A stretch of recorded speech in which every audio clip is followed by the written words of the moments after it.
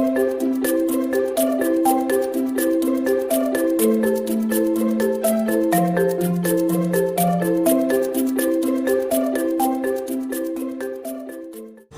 वालेकुम everyone, welcome to my channel foodies and more by Mariyam. आज की रेसिपी है शामी कबाब की, जो कि बीफ के मैं बनाने जा रही हूँ।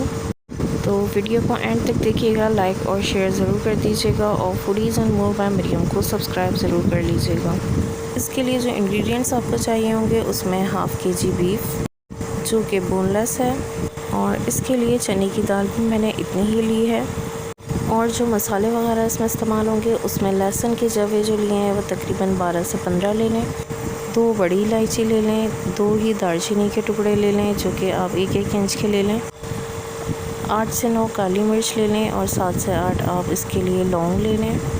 लाल मिर्च पिसी हुई 2 टीस्पून के करीब लें जो कि आप इसको फुल लें। 2 लेवल टीस्पून के करीब नमक लिया है।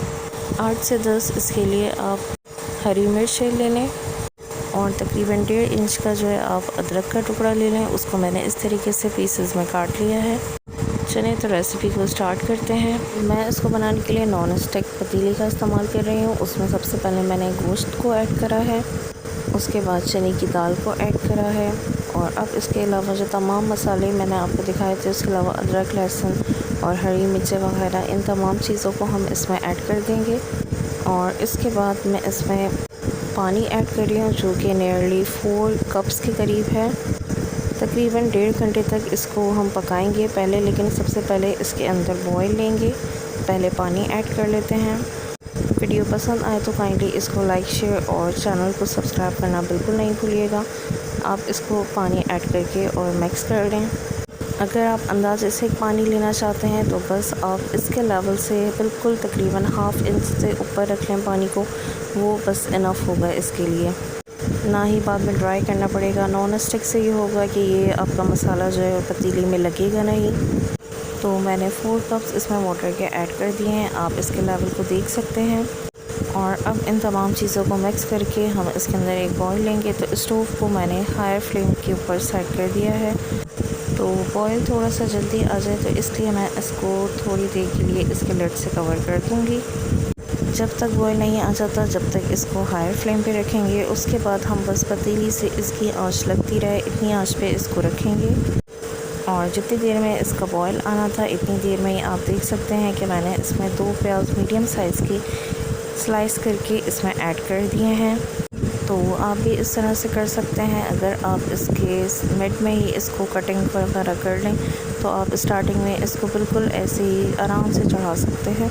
अब प्याज इसमें ऐड करके मैंने इसको लिड से कवर कर दिया है ताकि इसमें थोड़ा जल्दी बॉईल आ जाए।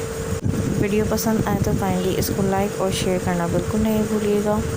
इसके साथ में ही बेल नोटिफिकेशन को भी प्रेस करके और नोटिफिकेशंस को सेलेक्ट कर लें ताकि आपको आइंदा आने वाली तमाम वीडियोस टाइम पे मिल सकें। तो 6 से 7 मिनट के अंदर आप ये देख सकते हैं कि इसमें बॉईल आ गया है। मैंने इसकी लिड हटा के अब इसको मैं चेक कर रही हूँ। अच्छी तरह से बॉईल आ जाएगा इसके अंदर। फिर मैं इसकी आंच को इसको तकरीबन हम मीडियम लो रखेंगे। तो बॉईल उसमें अच्छी तरह से आ गया है और आप आंच को देख सकते हैं कि बिल्कुल बस सिर्फ उसके जो पतीली का जो पैंदा होता है उससे बिल्कुल लगती हुई आंच रखी है। आप मीडियम लो फ्लेम कह लें। और इसकी लिड को मैंने कवर कर दिया है। अब तकरीबन इसको 1 से 1.5 घंटे के लिए हम पकाएंगे और इस तरह से लिड कवर करके, और फ्लेम भी यही रहेगा।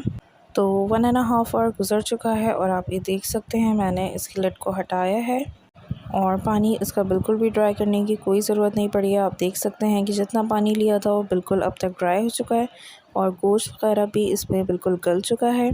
तो गरम मसाला आप दालचीनी वगैरह अगर इसमें से रिमूव करना चाहते हैं तो आप रिमूव कर लें। मैं इसको हैंड ब्लेंडर की मदद से पीस लूँगी अच्छी तरह से। आप जिस तरह से करना चाहें कर सकते हैं। तो उसके लिए मैंने इसको एक बाउल में ले लिया है और इस तरीके से हैंड ब्लेंडर से इसको ब्लेंड कर देते हैं। रेसिपी को ट्राई ज़रूर कीजिएगा, बहुत ही आसान सी रेसिपी है। और वीडियो अगर पसंद आए तो इसको काइंडली लाइक शेयर करना बिल्कुल नहीं भूलिएगा।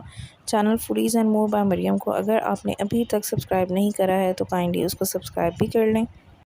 और ब्लेंड करते वक्त ही इसके अंदर एक एग भी ऐड कर लें।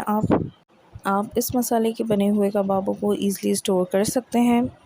आप इसके कबाब बना के और इसको आप फ्रीज़र के अंदर फ्रीज़ कर लें। और जब भी बनाना हो तो आप उसको ईज़िली फ्राई करके आप इस्तेमाल कर सकते हैं। इसमें थोड़ा सा ड्राई पुदीना भी मैंने ऐड कर दिया है। और आप देख सकते हैं शामी कबाब का मसाला बिल्कुल रेडी है। इसके मैं कबाब बना के आपको दिखा देती हूँ। तो शामी कबाब बिल्कुल रेडी हैं। रेसिपी को ट्राई ज़रूर कीजिएगा। अगर पसंद आए तो लाइक शेयर ज़रूर कीजिएगा। कमेंट करके ज़रूर बताइएगा कि आपको रेसिपी कैसी लगी। मुझे इंशाल्लाह नेक्स्ट वीडियो तक के लिए इजाज़त दीजिए। जब तक के लिए अल्लाह हाफ़िज़।